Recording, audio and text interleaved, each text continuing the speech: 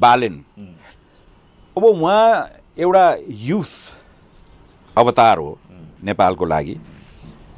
तपाईलाई मन परे पनि मन नपरे पनि उहाँ एउटा रिजाउन्डिङ मेजोरिटी लिएर आएर serving mayor of Kathmandu metropolitan होइन।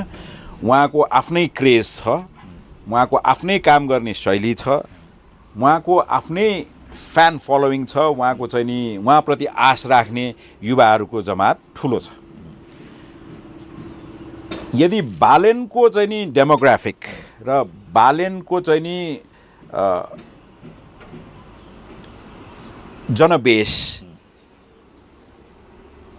तपाईँले भन्नुभएको जस्तो एउटा कित्ताको चाहिँ नि प्रतिनिधित्व गरिदिने हो भनेदेखि यति लामो डिस्कसन यो विषयमा गर्नै पर्दैन थियो होला। तर त्यो स्थितिमा पुगिसकेको अवस्था म देख्दिनँ अहिलेसम्म।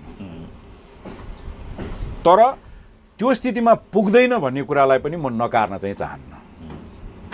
That is a very very important deciding factor कि अहिलेको जुन vertical split of the country छ त्यसमा बालन फ्याक्टर कता टिल्ट गर्छ अथवा कतापट्टि खुट्टा उसले बिसाउँछ, त्यसपछि यो भर्टिकल स्प्लिट